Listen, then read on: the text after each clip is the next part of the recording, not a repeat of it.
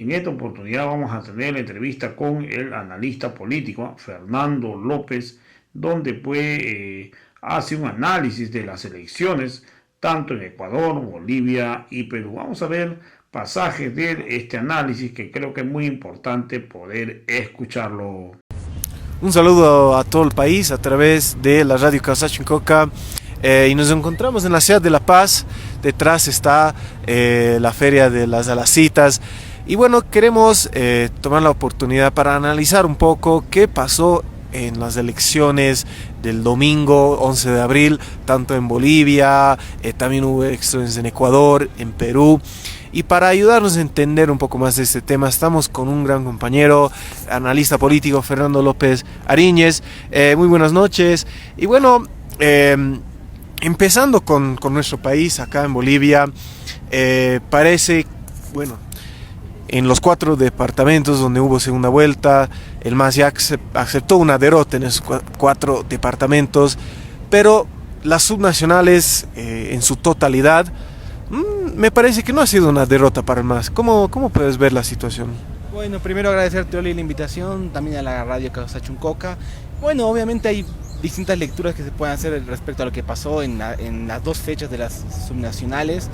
En lo que refiere a las alcaldías, el MAS ha tenido un crecimiento, ha pasado de 227 a 240, por lo cual ahí se habla de un crecimiento y una buena elección por parte de los candidatos en los distintos municipios de Bolivia.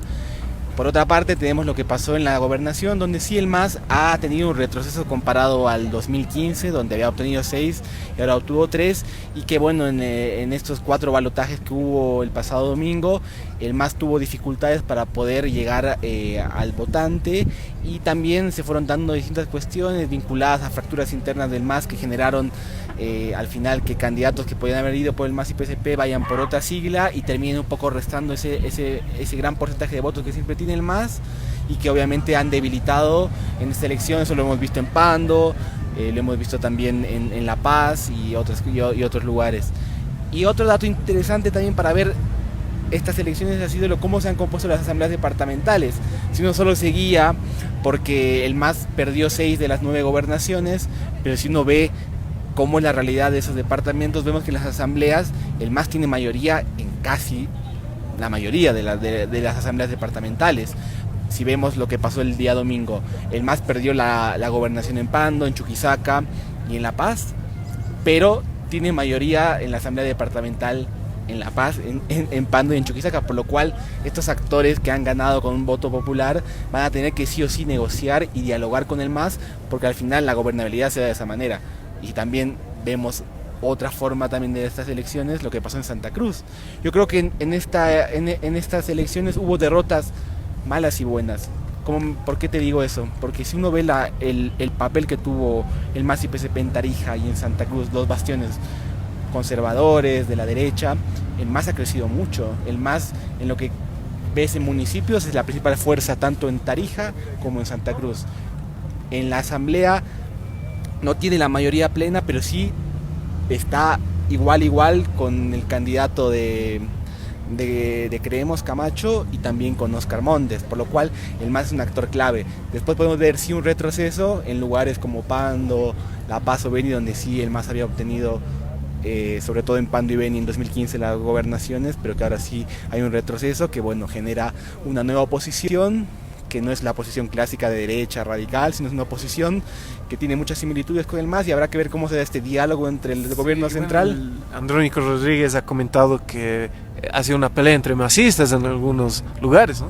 Sí, yo creo que tanto Jayaya, bueno, los candidatos por Jayaya o por el movimiento Tener el Sistema son un poco como hermanos menores del MAS y PSP, porque Reyes Richter era masista hasta que se dieron las candidaturas. Lo mismo pasó con Eva Copa, lo mismo también pasó con el que ganó en Trinidad, Cristian Cámara y otros actores que al final han declarado que no van a tener una oposición radical contra el MAS, sino lo que van a tener es, en este caso, un diálogo, porque al final el considerar una buena gestión conlleva un diálogo con el gobierno nacional, porque desde ahí se pueden planificar un montón de horas, un montón de cuestiones que son importantes para el departamento.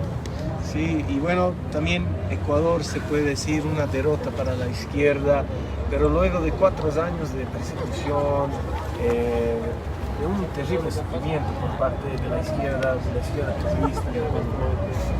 Sí, bueno, lo de Ecuador sí fue una muy mala noticia para el progresismo en toda la región. Esto porque si uno veía hace 2 semanas, todos decían que Arauz iba a ser la elección y que Lasso era el mejor candidato para enfrentar. Esto se debe porque Lasso, bueno, tiene un historial vinculado a la derecha, un bancario y demás, pero se fueron dando distintas cuestiones en el transcurso de estas semanas que fueron realzando la imagen de Lasso y también mostrando las limitaciones del correísmo. Creo que algo que le ha pasado a Andrés Arauz y a Rafael Correa ha sido el tema de no poder romper el núcleo duro.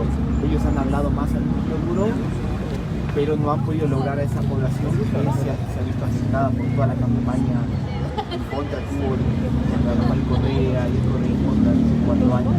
Por lo cual creo que el liderazgo de Correa dio cosas buenas, pero también dio cosas malas, permitió un poco una cierta cantidad de dificultades que han sido importantes en la selección. Uno ve la rivalidad que hubo entre correísmo y indígena, creo que es un factor por el cual izquierda fue fragmentada. Una diferencia con Bolivia, ¿no? Claro, existe un enlace. Claro, el más IPS a todos, en Ecuador no.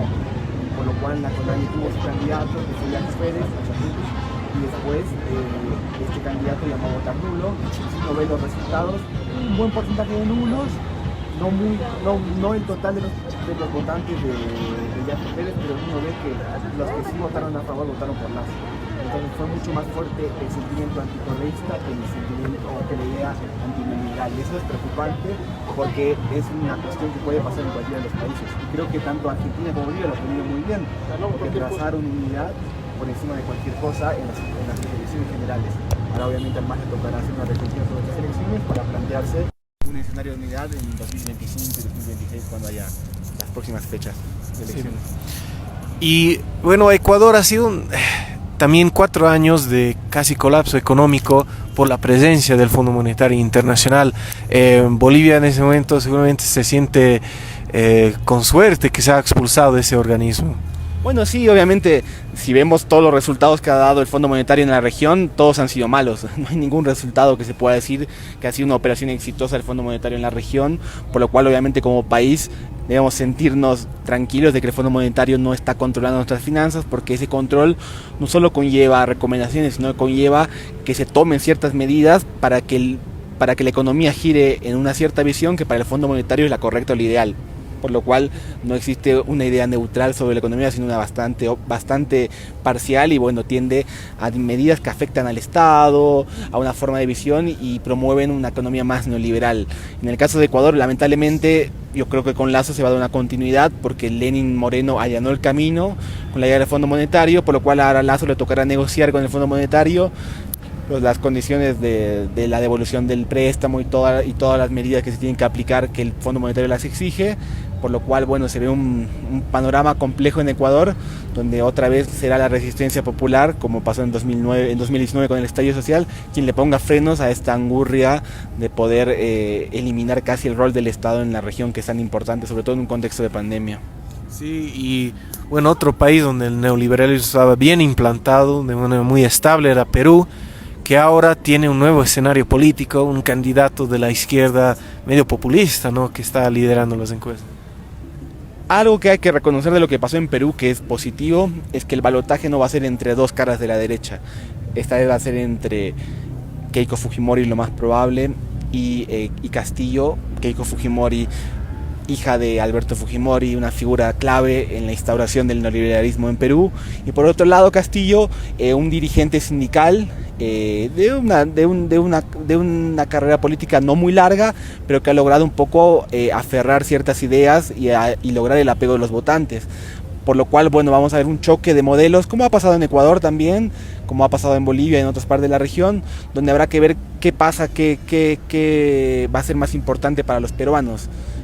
Obviamente va a haber una campaña del miedo en contra de Castillo, lo van a acusar de ser un extremista de izquierda que podría arruinar todo el desarrollo que hubo en Perú, pero habrá que ver si la gente cree todo eso, y por el otro lado ver si va a aceptar la vuelta del fujimorismo, que se fue de una manera muy trágica. Tenemos al expresidente preso por violación de derechos humanos, casos de corrupción y un montón de cosas que trae como primer recuerdo al fujimorismo. Así que lo de Perú es bastante interesante, pero también obviamente muestra a una sociedad totalmente fragmentada en lo político, donde tenemos un Congreso que claramente va a estar sumamente dividido y que ya no va a haber un problema de gobernabilidad, sino va a haber un problema de supervivencia, sabiendo que el Congreso peruano lo que ha hecho en los últimos años es tratar de sacarse al Ejecutivo cuando el Ejecutivo molesta sus intereses. Y si cualquiera de estos actores, sobre todo Castillo, quiere aplicar medidas, y si es elegido presidente obviamente, va a haber una resistencia fuerte, ya que hay distintas fragmentaciones de la derecha que pueden ocasionar problemas. Sí, Perú, también como Chile, ha sido un niño estrella del neoliberalismo, donde había una democracia, crecimiento económico, pero me parece que ahora se ve como un mito esa idea. Sí, el modelo peruano ha sido vendido a muchos otros países de la región, porque obviamente Perú creció a tasas muy altas, todo vinculado a la venta de materias primas, sobre todo oro, pero que ese crecimiento nunca llegó a derramarse, como se diría. Ese crecimiento quedó en algunos sectores de la sociedad peruana, y la pandemia lo que vino es a desnudar todos los errores que tuvo ese modelo peruano y a mostrarnos que de exitoso no tuvo mucho. Porque la pandemia, con todo el impacto que tuvo, nos mostró que uno de los principales males de la economía peruana es la informalidad. La mayoría de la gente trabaja por cuenta propia, no hay una relación de dependencia ni con el Estado ni con empresas privadas, no hay derechos sociales garantizados, tenemos un nivel de pobreza muy grande, y lo que ha pasado con la salud ha sido una tragedia gigante. Y ese modelo tiene que ver que ha priorizado privatizar la educación, la salud y otros sectores de la economía, que han llevado a ese colapso. Vemos a peruanos haciendo filas durante muchos días por un tubo de oxígeno, peruanos teniendo un índice de mortalidad más alta en la región, y mostrando que el coronavirus ha hecho desastres, por lo cual tanto vemos con el estallido del año pasado en Perú y con lo que pasó en Chile, que los dos modelos, los niños ejemplares, no eran más otra cosa que una ficción que se fue construyendo, que cuando explotó conllevó a un desgaste y a un deterioro social muy grande. Sí. Y si hablamos de avances en Perú, derrotas en Ecuador, ¿cómo evalúas ese proyecto de integración latinoamericana el año que viene? Obviamente no se va a dar un escenario como se dio en la primera ola, con ascenso de proyectos que ganaban con mucho, con una hegemonía muy plena, porque ahora la derecha está cada vez más organizada también en los países, pero que tampoco tienen la batalla ganada. Yo creo que es un momento en el cual tanto la izquierda como la derecha no tienen asegurado una continuidad en un proyecto, y eso lo vemos como en los resultados electorales, como pasó en Argentina, que perdió el macrismo pero después ganó Alberto Fernández, ahora hay elecciones de medio turno, lo que pasó en Ecuador ahora, por lo cual este proyecto va a tener que centrarse en ciertas bases. Yo creo que algo principal es tratar de reflotar la integración económica, porque creo que es importante en un contexto de pandemia.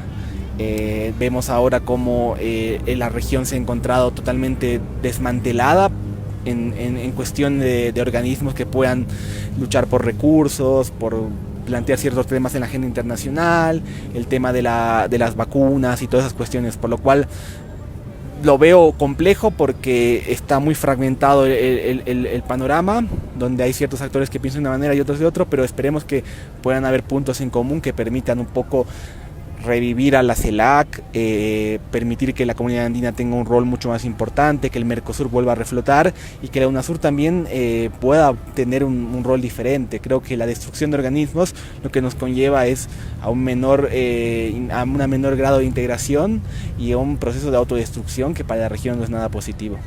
Perfecto. Muchísimas gracias.